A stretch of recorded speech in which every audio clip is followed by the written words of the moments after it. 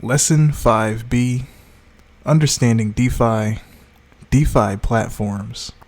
Before jumping into the world of DeFi, you first must understand what decentralized finance is. And in order to understand that, the first thing you need to look at is what platforms is DeFi built upon.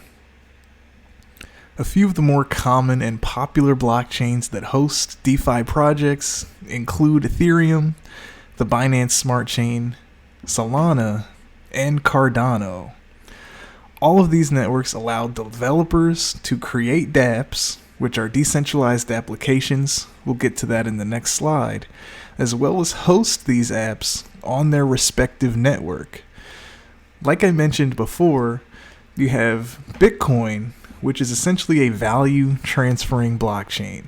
You can't necessarily build decentralized applications on Bitcoin. It's a lot harder, the network's a lot slower, and it wasn't necessarily built with that application in mind. But Bitcoin was not built to host decentralized apps.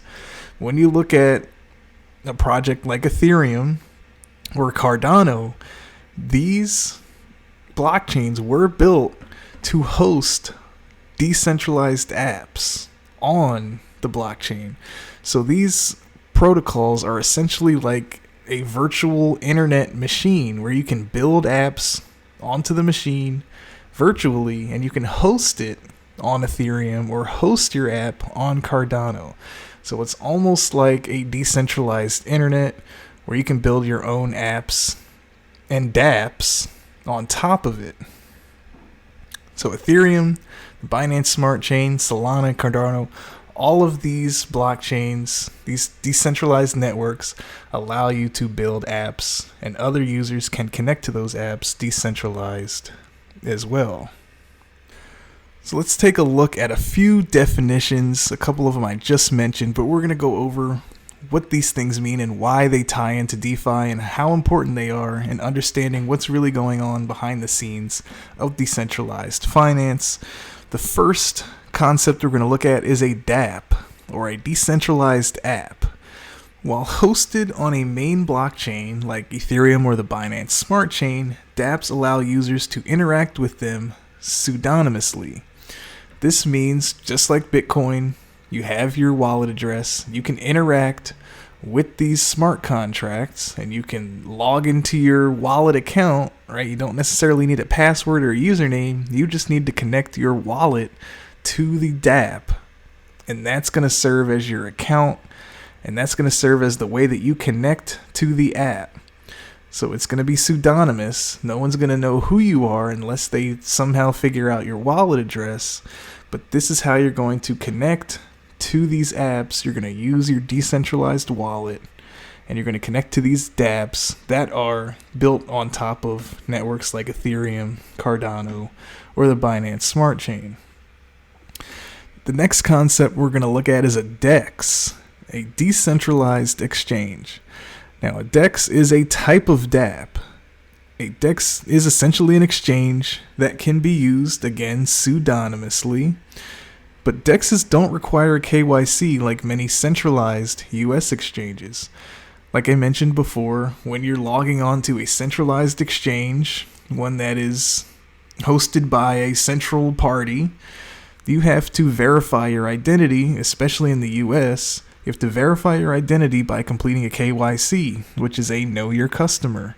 So that there is how this centralized exchange is identifying who you are, and they'll probably report your trading transactions and your income from the exchange from that KYC, and they're going to report that to the government, the IRS, whoever they report that to.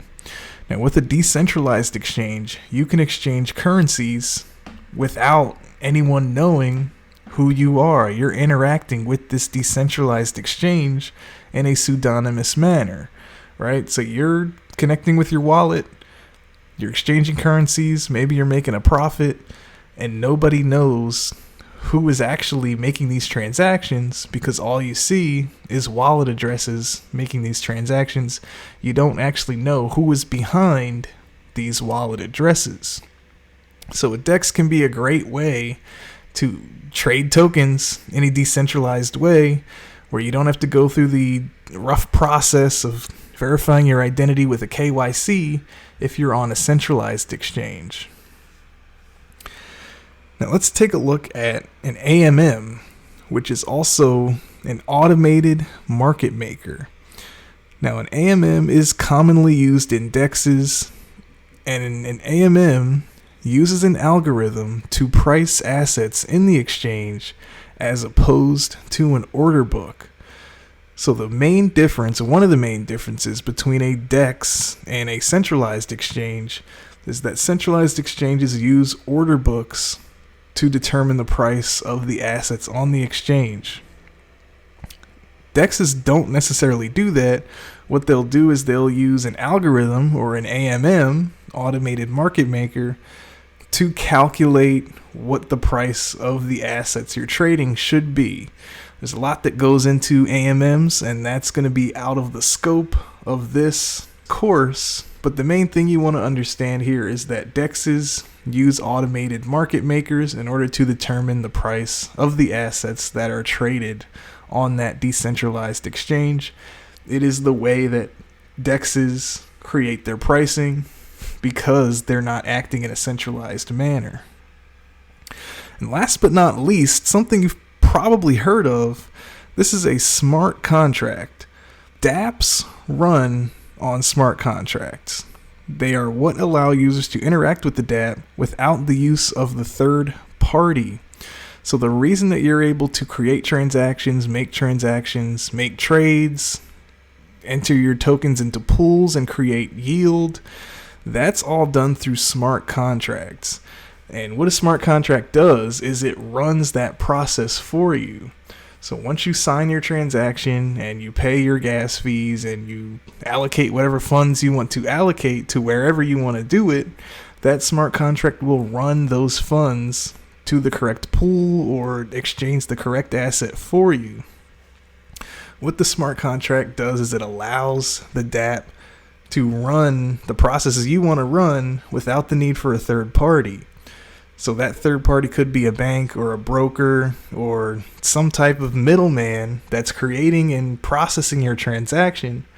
Well, on a dApp or a DEX or anything decentralized, what you're mainly going to have is a smart contract governing and processing your transaction to make sure you're filling out the right things, you're paying the correct fees, and once you do that, then the smart contract will run your money through the correct routes, and it will put it there, or it will exchange tokens for you, or it will do any type of transaction that you need to do on any type of dApp. So the smart contract doesn't necessarily act financially in all the times. Sometimes you might be buying an NFT, or you might be adding a profile picture to your decentralized account, and a smart contract will run that transaction through as well, because everything is really a transaction at the end of the day on a decentralized network. Now, popular DeFi platforms include, but are certainly not limited to, Uniswap, SushiSwap, Yearn, Curve, Compound, and PancakeSwap. Now, a couple of those swap exchanges have funny names. That's kind of the stigma within DeFi right now. There's a lot of crazy names. Uni for unicorn, Sushi, Pancake.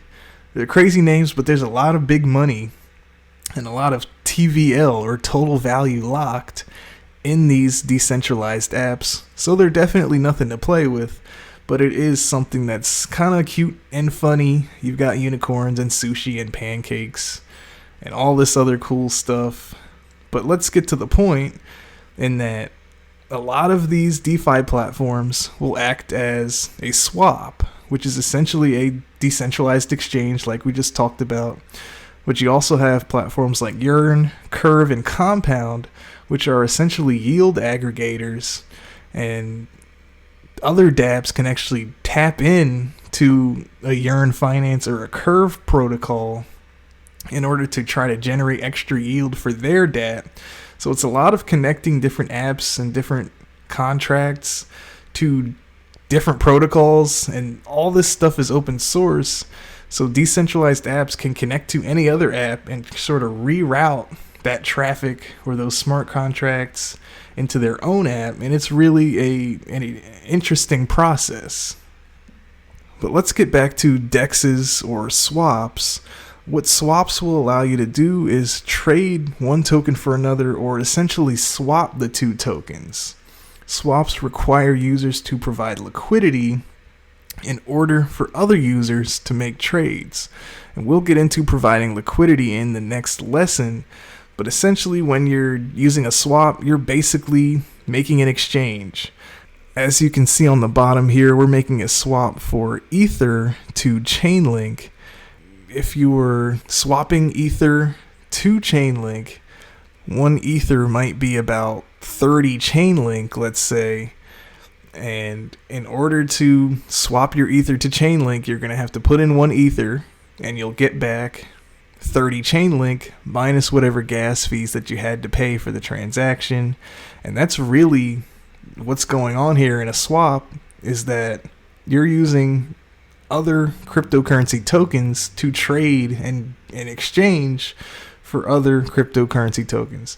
So when you're on a centralized exchange, in most cases you're going to be using fiat currency. So you're going to be trading, let's say, Bitcoin USD. You're trading dollars for Bitcoin. Well, here on a swap or a decentralized exchange, you're going to be trading maybe USDT, which is a stable coin, or USDC, which is another stable coin, in exchange for maybe Ether or Chainlink or some other cryptocurrency token.